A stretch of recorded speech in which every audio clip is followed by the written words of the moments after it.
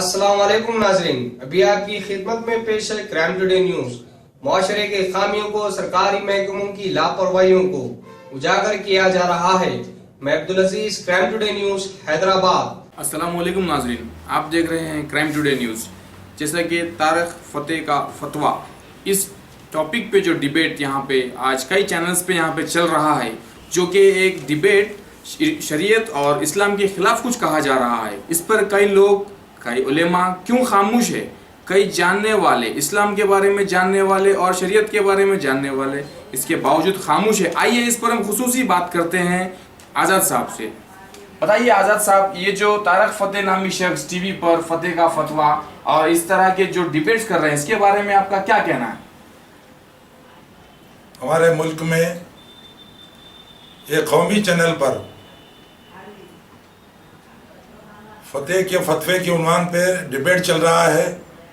मैं इस उन्वान को तो फतेह की साजिश का उन्वान कहूँगा, क्योंकि फतेह खुद अपने मुल्क से, जिसका मुल्क पाकिस्तान है, उसको वहाँ से मुल्क बदल कर दिया गया, और जो अपने मुल्क का नहीं हो सका वो हमारे मुल्क का क्या अच्छा होगा। और एक बात बड़े अफसोस के साथ ये कहना पड़ता है कि हमारा मुल्क तड़ी पार लोगों की आमाजगाह बन चुका है। इसके पहले बांग्लादेश से एक मलूम मुसन्निफा तस्लीमा नसरीन को वहाँ से मुल्क बदल कर दिया गया था, उसको भी हमारे मुल्क में बना दी गई। अब ये दूसरा मुल्क बदल फितना परवर फतेह जो है, ये अपने आप को फतेह कहता है, उसको भी यहाँ पे बना दी गई। तो हमारा मुल्क की तड़ी पार लोगों का, फितना परवर लोगों की आमाजगाह बन चुका है। तो ये शख्स जो अपने मुल्क में गद्दारी के तहत, वहाँ पे फितना पैदा करने के तहत, वहाँ पे अमन और भाईचारे को ख़त्म करने का जिस पे इल्ज़ाम था, उसके तहत इसको वहाँ से मुल्क बदल कर दिया गया। आज हमारे मुल्क में आकर यहाँ पे एक उन्वान पे हर रोज़ एक फितने की बात कर रहा है, जबकि हमारे मुल्क के जो सरबराह हैं, यहाँ की हुकूमत जो है, उनको चाहिए था कि जो यहाँ पे हमारे मुल्क के अमन को, भाईचारे को, कौम एकजुटती को कायम रखने के लिए ऐसे फितना परवर को पनाह ही नहीं देना चाहिए। और ये फितना परवर यहाँ के 35 करोड़ मुसलमानों की दिल आज़ारी कर रहा है, और इसको अपने मुसलमान होने पर, अपने मुसलमान नाम होने पर शर्मिंदगी का इज़हार कहता है। फिर इसको इस्लाम के ताल्लुक से बात करने का किसने हक दिया? मैं यहाँ की हुकूमत से ये मुतालबा करता हूँ कि इस प्रोग्राम पर पाबंदी आयद कर दी जाए। ये 3 तलाक के खिलाफ भी जो कह रहा है, इसके बारे में आपका क्या कहना है? एक ऐसा शख्स जो खुद को मुसलमान नहीं कहता है और जो शराब पीते हुए, अय्याशी करते हुए, तमाम बदखुमाशी करते हुए तमाम चैनलों पे देखा जा सकता है आपको, और जिसका खुद अपना घर सही इस्लाम पे कायम नहीं है, वो शख्स शरीयत के खिलाफ बात कर रहा है। वो शरीयत को मानता ही नहीं है, वो तलाक के ताल्लुक से बात कर रहा है, जबकि उसको मालूम होना चाहिए कि शरीयत ये खुदाई कानून है, इस पे किसी को भी बात करने का, इसमें मदाखलत करने का किसी को भी हक नहीं है। एक मुसलमान को, एक आलिम दीन को, एक मुफ्ती को भी इसमें मदाखलत करने का कोई हक नहीं है। तो ये तो अपने आप को मुसलमानों का दुश्मन, इस्लाम का दुश्मन जाहिर कर चुका है, तो इसको इस्लाम और शरीयत के ताल्लुक से बात करने का कोई हक नहीं है। ये जहाँ भी जा रहे हैं कुछ ना कुछ नुकसान पहुँचाने की बात जो कर रहे हैं, इसके ताल्लुक से क्या कहेंगे? अब देखिए, ये हमारे मुल्क में कई मज़ाहिब के लोग रहते हैं, हिंदू, मुस्लिम, सिख, ईसाई, जैन। तो इस सारे लोगों को एक गुलदस्ते के तौर पर हमारा मुल्क कहा जाता है। यहाँ पे, यहाँ के दस्तूर में, हमारे दस्तूर में है, हर एक को अपनी मज़हब पे कायम रहने की पूरी आज़ादी है। किसी के मज़हब में मदाखलत करने का किसी को हक नहीं है। तो ये शख्स यहाँ पे आके मुसलमानों के खिलाफ शरीयत की बात करता है, मुसलमानों के खिलाफ फितने की बात कर रहा है, दूसरे मजहब के लोगों में उनके जहन को ख़राब कर रहा है। तो खुले तौर पे यहाँ पे फितना पैदा करने की कोशिश कर रहा है, यहाँ पे एकजुटता को मुतासिर करने की कोशिश कर रहा है, यहाँ के अमन को दरम भरम करने की कोशिश कर रहा है।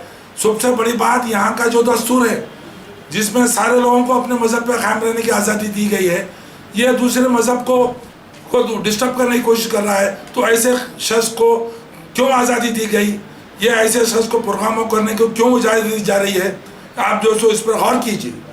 कोर्ट ने ऑलरेडी मज़ाहब के नाम पर इलेक्शंस को लड़ने पर जो है पाबंदी की है, आज जो 4 मुल्कों में हो रहा है इसके बारे में सुप्रीम कोर्ट ने कुछ ही दिन पहले खुले तौर पर यह बता दिया कि ना सिर्फ इलेक्शन बल्कि किसी मौजू में भी, किसी मौजू पर भी मज़हब को बिल्कुल इस्तेमाल ना किया जाए।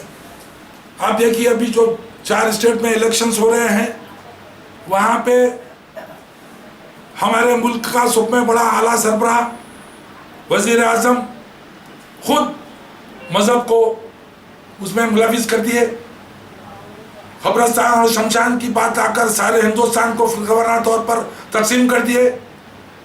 आज एक मुल्क का आला सरबराह सुप्रीम कोर्ट के अहकामात की धज्जियां उड़ा रहा है, और उनके ये बयान के बाद और फिरकापरस्तों की बात और जो सो उनके अज़ाम और बढ़ गए।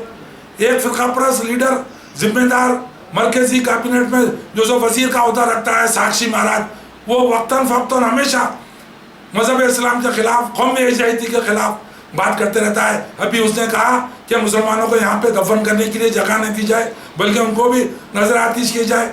ये खुले तौर पे इसके खिलाफ़ कोई एक्शन नहीं लिया जा रहा है।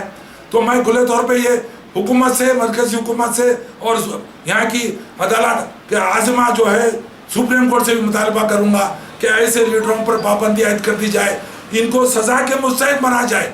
जब तक इनको सज़ा नहीं मिलेगी, ये लोगों के बोलने पे पाबंदी नहीं होगी और ये लोग ऐसे ही बोलते जाएंगे और यहाँ के अवाम, यहाँ के जो सो अमन को धर्म भ्रम कर देंगे और यहाँ की एकजुटता को ख़त्म कर देंगे। तो मैं खुले तौर पे ये मुतालबा करता हूँ, और ये सुनने में भी आ रहा है कि ये जो तारिक फ़तेह है वो दिल्ली और कलकत्ता में उसकी जो सो ताजपोशी होने के बाद वहाँ की अवाम से ये हैदराबाद में भी कुछ प्रोग्राम करने का इरादा रखता है। तो उसको ये मालूम होना चाहिए कि एक मलून थी मुसन्निफ़ा तस्लीमा नसरीन, उसको हैदराबाद में उसका क्या असर हुआ उसको याद रखना चाहिए। और ये शख्स सलमान रश्दी और तस्लीमा नसरीन को अपने आका कहता है। तो मैं सबसे पहले उसको ये कहूँगा कि वो हैदराबाद का रुख ना करे, और यहाँ की हुकूमत से भी कहूँगा कि ऐसे शरपसंद को यहाँ आने की इजाज़त ना दे, जिसकी वजह से यहाँ के अमन को धर्म भरम होने का पूरा खदशा है। कौमी एकजुटता को धक्का पहुँचने की बात होती है। तो मैं खुले तौर पे ये कहूँगा कि जितने लोग यहाँ तड़ी पार होकर आए हैं, तस्लीमा नसरीन हो या तारिक फ़तेह हो, इनको जल्द से जल्द हमारे मुल्क से दफ़ा कर देना चाहिए, इनको यहाँ से भी निकाल देना चाहिए।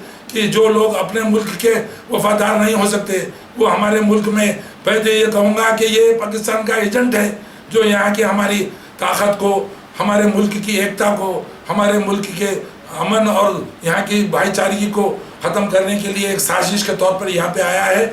जिसको पहली फुर्सत में यहाँ से दफ़ा किया जाए और हमारे मुल्क में तमाम मज़ाहिब के लोगों को उनके अपने तौर पे, अपने जो सो मज़हबी आज़ादी के तौर पर, अपने मज़हब के तौर पर क़ायम रखते हुए अपने उनके जितने रसायम हैं, कोई अगर कोई जो सो जैसा कि इस्लाम में कोई ख़त्म होता मर जाता है और जो क्रिश्चियनों में मर जाता है तो उन लोगों को दफन किया जाता है।